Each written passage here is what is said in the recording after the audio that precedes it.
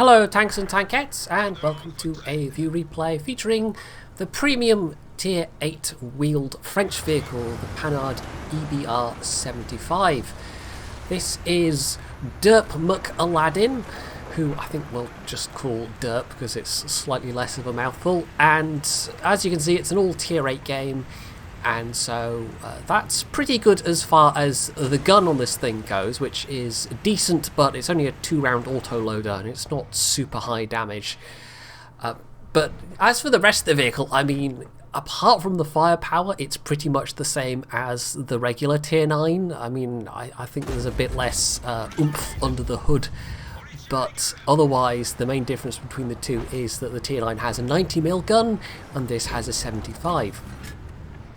It does, however, have the high pen, or relatively high pen, HE that you find on a lot of the other French wheeled vehicles. So you see Derp here leading off with that in an effort to either damage some modules or maybe even get some pens on more lightly armoured vehicles. Although even without the pens he's still doing some damage. I mean, this is not bad for 75mm HE. Also taking full advantage of the mobility of this thing.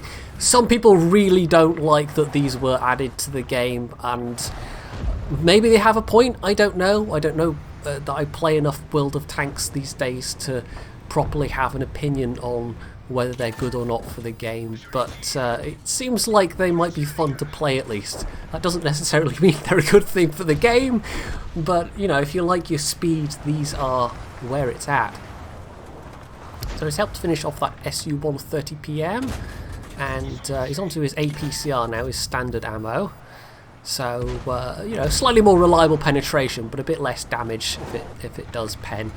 And by slightly more reliable, I mean it's like 100 average extra pen compared to the HE. I mean, the HE is, you know, it's good, it has high pen for HE, but it's still HE, and it's not quite as good as the... is it HEP technically that the some of the German lights get? I can't remember. Like the Walker Bulldog and the like. So you know, it's not quite that good, but it's still good enough for damaging other light tanks and lightly armoured vehicles, and there are certainly still plenty of those around at these tiers. So he's being very cautious here. I mean, this thing does not have a lot of armour.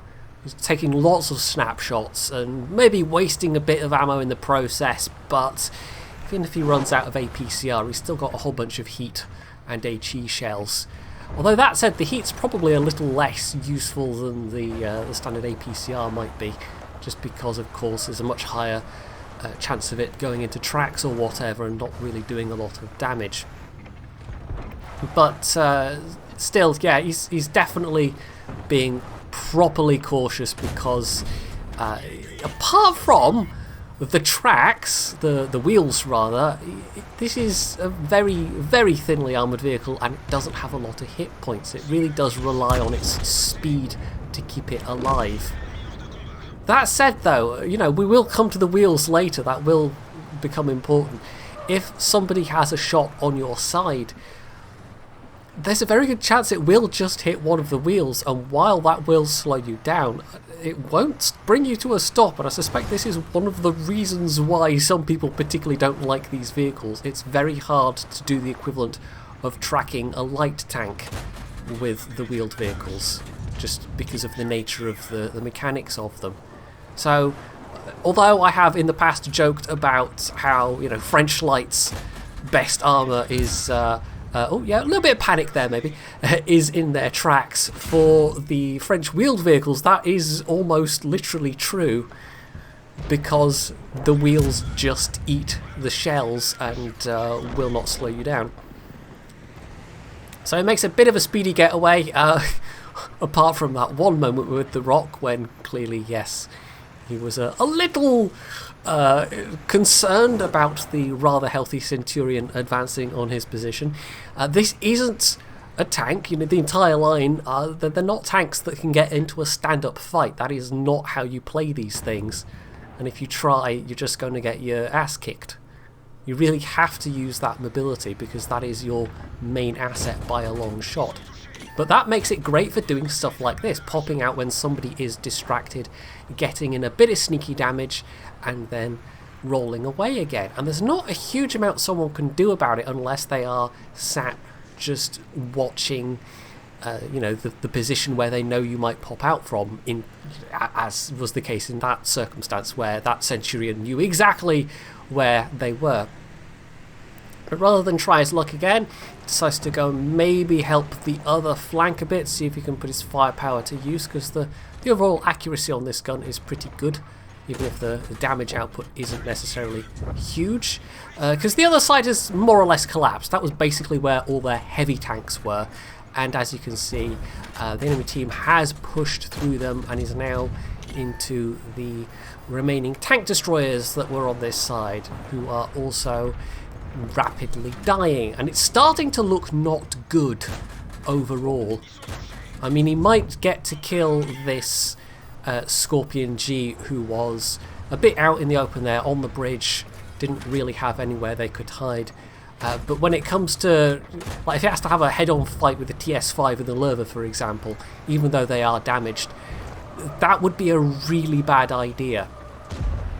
So what he really needs at the moment is, a clear place to fall back to. He needs some fallback line where he can retreat to, use the mobility, and get some shots from elsewhere. And he's heavily relying on these remaining tank destroyers here at the moment to protect his back from this Centurion, and they do seem to have done at least some damage. As you can see, this Centurion's down to a level of health where he can in fact finish them off with the 2-round clip. Takes another hit in the process though, so he's down to about half health at the moment, so he can only really afford to take 1 or 2 more hits. In fact, something like the Scorpion could easily one-shot him. The TS5, don't think they've got enough, but they could take most of his remaining health. The SU-101 could. Artillery with a lucky pen could probably blap him, so yeah, he's got to be careful here. So it's now down to 3 versus, what is that, 3 versus 6? 3 versus... yeah, no, that is 6, isn't it? I can count. Or is it 7? I don't know. Maybe I can't count. Also, you'll note in this, aside from my excellent numerical skills, you'll note he's taking full advantage of the fact that this thing goes backwards and forwards equally as quickly. And of course, the actual controls reverse when you're doing that. So you've got to be paying fairly careful attention when you are, in fact, rolling backwards. But... it's a very, very useful feature, being able to make a very quick getaway whichever direction you are pointed in. So in order to simplify life, we can see Derp hunting down the artillery, making full use of that mobility. But he's going to have to do something about the cap at some point, and that's where life gets a bit trickier. Hopefully those 2 remaining tank destroyers can do a bit of damage, maybe get a kill or 2. But meanwhile, because he's taking out this artillery, whatever he does, he's not now going to have to worry about artillery raining down on his head, and he doesn't have to then hunt them down later. So that's the last of his allies done. 1 versus 4. Sadly, it's not enough for a Kolobanovs. If he'd waited to kill that artillery just a little bit longer, he would be in with a chance of a Kolobanovs, but now there is no possibility. So... oh well, we might as well throw this replay in the trash heap. It's clearly not worth watching the rest of this, clearly. But yeah, one of his allies did at least manage to score a kill before they went down, so that is 1 less to deal with, which is great. There's the Scorpion, there are 1 shot. There's the SU-101. Takes the shot, doesn't want to hang around especially, and into the superstructure. Yeah, he wasn't really going to pen there. Onto the heat shells at this point, and oh, there's the TS5.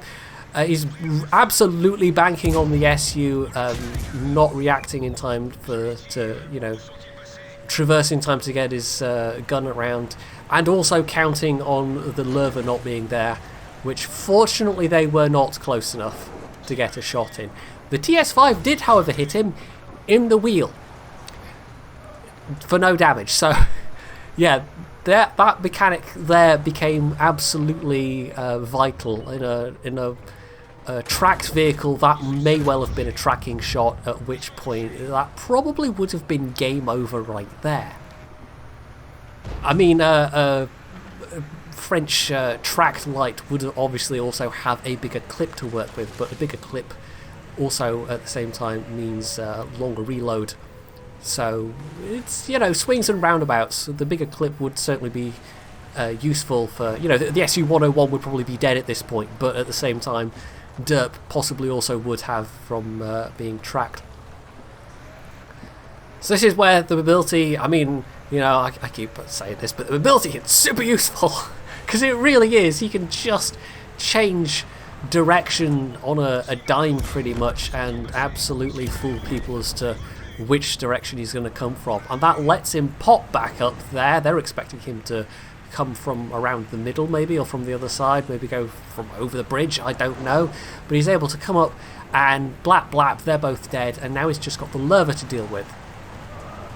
Now this is one of those circumstances where if there'd been healthier people, healthier enemies running around, this would have been an awful lot harder, but because the remaining enemy tanks have been somewhat damaged, and as we can see, he's asking in chat how much health the Lerva has as well, that puts this Lerva well within the range of being able to finish them with his clip.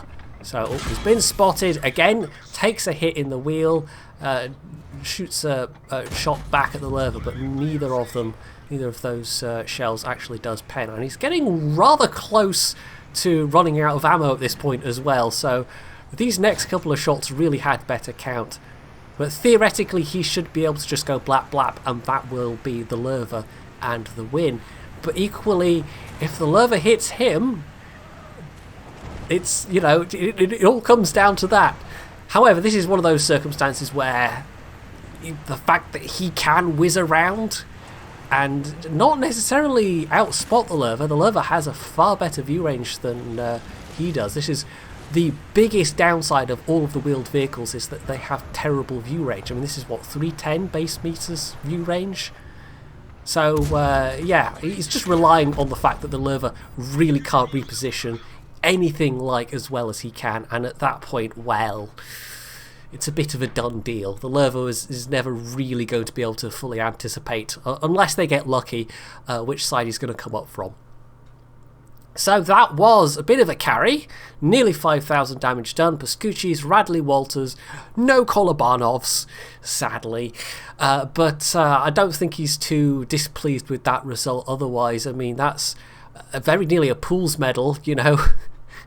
In fact, if he'd gotten the Kolobanovs and a Pools, it would have been even better, but that's not to take away from what it was, which was still a really, really good game.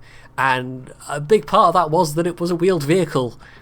You took 2 shots in the wheels, which otherwise for a tracked vehicle would probably have been the game ender. So in this case, yeah, that absolutely clinched it. Nearly ran out of ammo though. That would have been awkward. That would have been really awkward. Some of those snapshots earlier on maybe came back to bite him a bit in the end, but still had just a couple of shots to spare, like 2 shots remaining, so it was fine. Two more shots than he needed, as it turned out. So that's it for this rather fast and furious bit of French wheeled light gameplay. Hopefully you have enjoyed this replay, and if you have, you can do all the usual things down underneath it, and of course, as always, stay tuned for more.